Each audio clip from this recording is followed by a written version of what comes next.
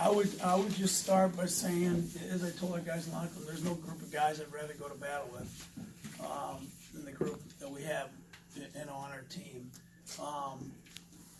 Obviously we really struggled offensively, but I thought we defended,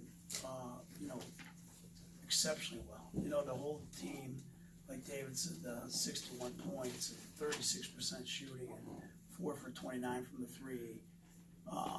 It was a phenomenal effort, and I think the other thing, in terms of some of the growth with our guys, is when we were down 15, I think at one point we called timeout, and I think even in November, early December, they're going from 15 to 25, and so we really battled back, and we told our guys, like, since we got back from Florida, we have really worked and committed on the defensive end. I think it showed even in our 2 losses, with K-State and Davidson.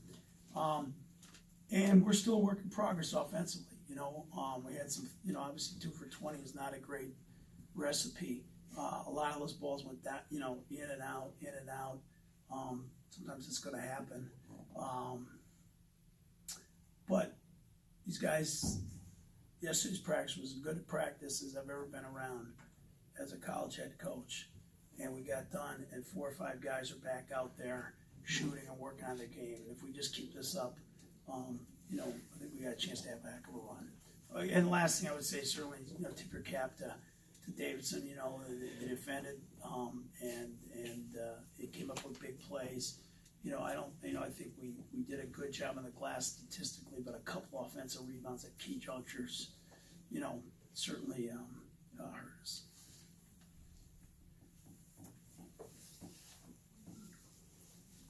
Coach, you kind of referenced it earlier, but you're down 15 with 13 and a half, and you battled back all the way to cut it within 1. Was there anything specific that comes to mind that allowed you to kind of trim that margin? Early in the season when we struggled offensively, guys, kind of turned inward. Woe is me, I missed a shot. Oh, it's too bad.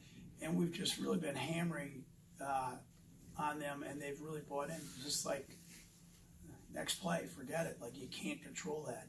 And, I thought they really defended and competed. I thought, obviously, Justin, really attacked the rim and got us some good stuff. But it was really about stops. I thought we wore them down with our half-court defense. I do think they were gassed. Unfortunately, when you're chasing around so many stacker screens and triple screens and re-screens and whatever other kind of screens, that has something to do with taking your legs away from you as well. And so that's a part of growing as a team, is defending that hard and then be able to get back down and score the shot in the paint or the open jump shot. So we're heartbroken. Our guys are devastated in the locker room, but I'm not discouraged in any way, shape, or form. Coach, Javon started covering Kellen Grady in the first half, and then Justin switched him in the second half. What were you seeing that you forced to make that switch? Well, a lot of it was fouls, and I thought Justin, did a phenomenal job on Grady. But Javon, I think, picked up 2 in the first half. He picked up another 1. And so now if we're going to win, and we, at the highest level, and we think we're capable of, these 2 guys together could be an elite defensive tandem. Javon has been phenomenal against Charlie Brown. He was phenomenal against Stockard. Tonight was not as good. So he'll bounce back and be ready for whoever the heck he's got to guard at Rhode Island.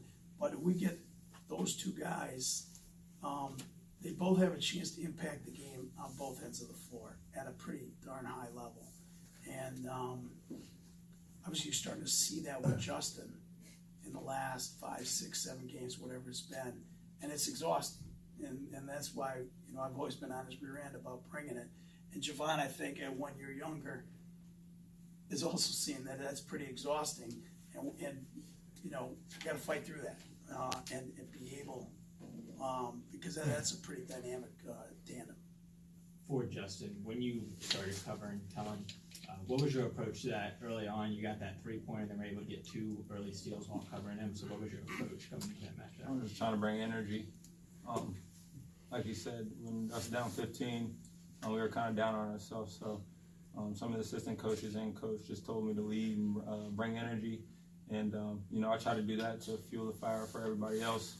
And, we made a good run and just a few couple of things that we could fix and you come out with that win. But that's a very good team, and they, they're really good down the stretch. So. Javon, what are the challenges that a team like that poses? And to follow up on some of the stuff Coach was saying, how much of a defensive identity has been forged here, especially over the last month or so? Well, yeah, it's been forced a lot, because defense turns into offense, and especially if you wasn't tonight we wasn't shooting the ball well. So like our defense created our offense, and it just brought energy to the team. And I feel like if we keep doing that, then good things will go our way. So. Justin, on a night when the team is struggling from the field, what are your thoughts? Just go to the hoop?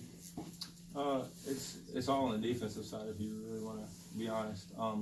When shots aren't falling, it tends to, when you get stops and steals and your rotations are right, you tend to get, fast break buckets and getting fouled and all that kind of stuff. So usually when things don't go well there, we got to keep our composure on the defensive side, and that'll start, us making shots and all that kind of stuff.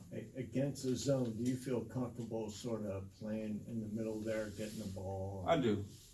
And I think I got to be more patient in there sometimes. I think I'm too rushed. But other than that, I'm really comfortable in there, and I can get better at that spot too. But yeah, I'm pretty comfortable in that spot. Last question. Coach, we've started kind of slow last few games. Talk about that a little bit, specifically Otis as well. How do we get going quicker to start the game? I do. We wouldn't do it. I think it's a human error game, and some games we start off like gangbusters. So at St. Joe's, we must have hit our first 9 shots. That's just the nature of from an offensive perspective. I think you got to give some credit as well. Davidson is a good defensive team, and they make you make multiple. You got to get to that second action, that second side, and there's a fine line of being patient while still being aggressive, and that's a little more art than science. And guys are getting better at that, but I think that's what we did, in the second half against St. Bonaventure. But these are good defensive teams, and we're still a work in progress. And sometimes you got to make an easy bucket to loosen things up. So Otis has been in the gym every day, shooting like crazy, and I know he's going to bounce back and have a great effort, on Sunday. Javon, that last 3-pointer you had with like 4 seconds ago, kind of, what was the thought process there? Take us through that moment. Well, I definitely shouldn't have shot it. I feel like I was sped up, and it was just in the moment, But I feel like I should have reversed it. I forgot who was at the top of the key, but we could have got a better shot. I shot it too early for one, and I'm just gonna get in the gym and just get better at it and come back and bounce back at Rhode Island. Great, thank you.